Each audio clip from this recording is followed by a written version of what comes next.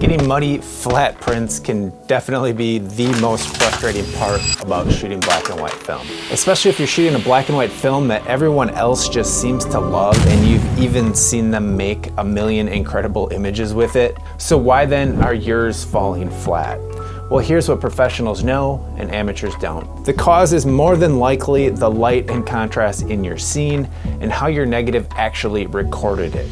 But either way, you're not fully stuck with a bad print. Because in this video, I'm gonna show you how to handle both sides of the problem. What to watch out for when you're actually out shooting film and how to handle the development so you don't end up with flat, dead negatives. And what to do in the darkroom if your print is already and you need to bring it back to life. You can pull more contrast, deepen the blacks, and recover highlights even from a pretty lifeless starting point. And stick around to the end because I've got a bonus trick for you that can rescue a print even if you think it's simply too far gone.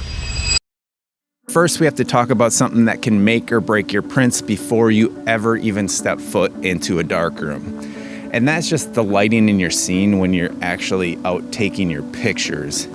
Because if it's one thing that's certain, it's dull negatives are gonna get you dull prints. So let's say it's an overcast day. So you meter the scene and expose carefully, and then you develop your film, but the print still comes out muddy. That's not a printing mistake, that's a tonality and contrast problem from the original scene. Good black and white prints rely on contrast, and if the light in the scene is flat, your negative might not have enough separation between the tones to give you that rich black and white image you're after. So you can still work with it when you're printing, and I'm gonna show you how, but it definitely helps to understand that the negative is the foundation. And for me, that starts with how I develop my film.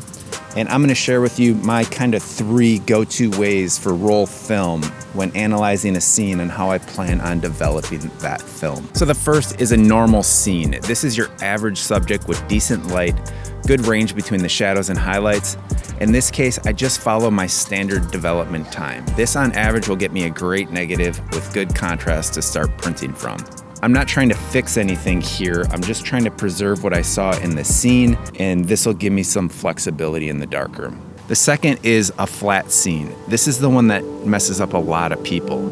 Cloudy day, no real shadows, everything just looks kind of gray. If I shoot in that kind of light, I know I'm gonna need more contrast in the negative for when I'm printing later.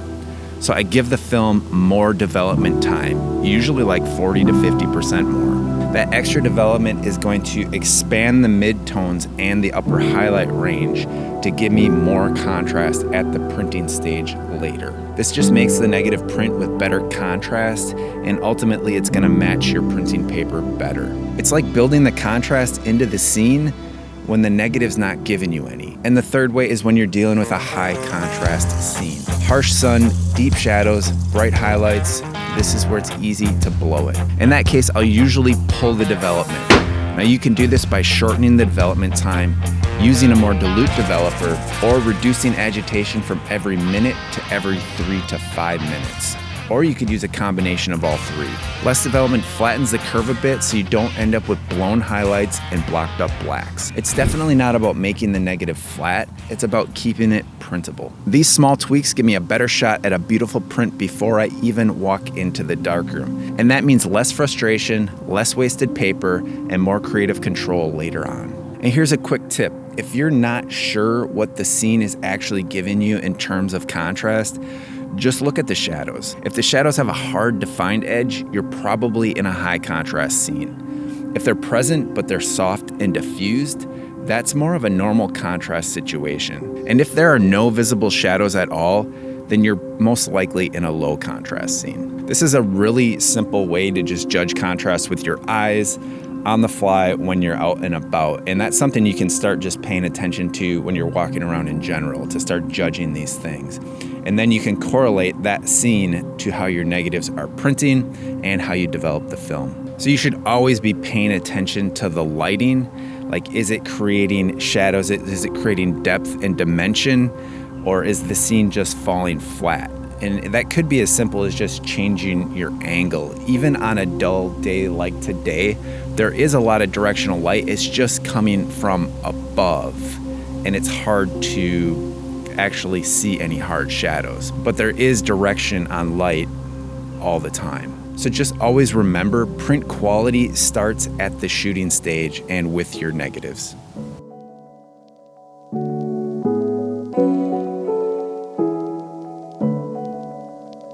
So now we covered contrast at the film stage to make sure that you're getting negatives that are coming out correctly.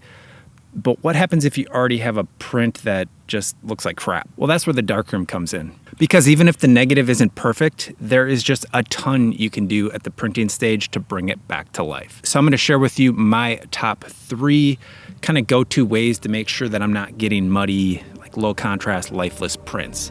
And starting with the first one, which is very simple but extremely effective. Okay, the first tip is going to be to use a harder contrast filter.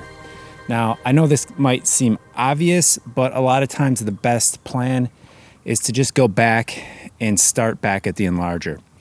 And if your print doesn't have true blacks or true whites, then chances are you probably printed it at just too low of a contrast.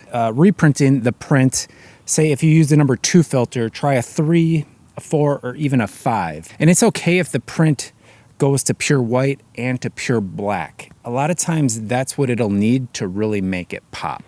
Now, number 2 is to make sure you're giving your print full development.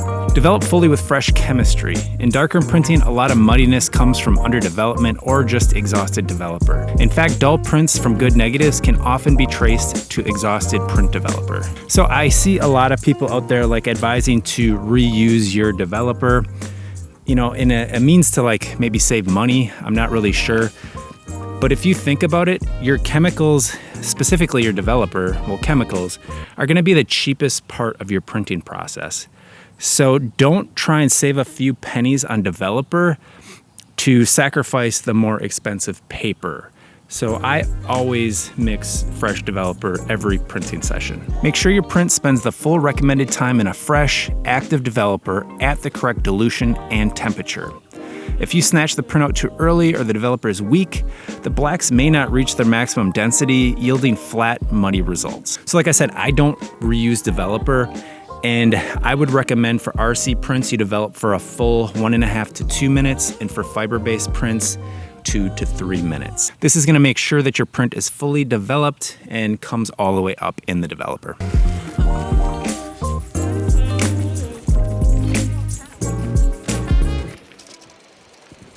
So the third tip is you're going to want to avoid fogged paper.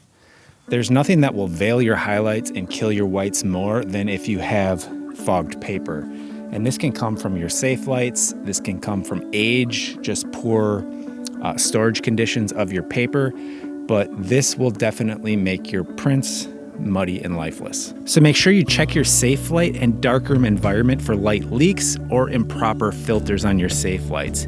Even a dim fog can add a gray base tone. Always do a safe light test and use an appropriate safe light filter and bulb at the proper distance.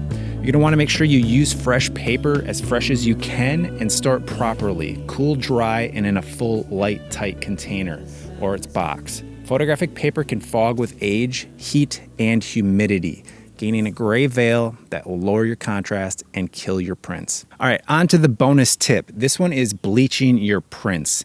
So this one's great if you've already made a print, but it's a little bit flat and dull, or maybe some of the highlights aren't quite sparkling and as white as you would like them to be. So you can fix that after the fact with this simple bleaching technique. A weak ferrocyanide bleach applied with a Q-tip or small brush locally lets you lift specific highlights in the final print. That could be in the clouds, a shirt, a bright spot on water, anywhere really that needs a little bit more sparkle. And you can also clear up highlights or add contrast by submerging the whole print in a light bleach bath. Now this can clean up old fogged paper and bring punch back to it. So used right, this gives your print more depth and local contrast without having to reprint the whole thing. So there you have it. Those are the tools I have for you today. Like the video, and we'll see you in the next one.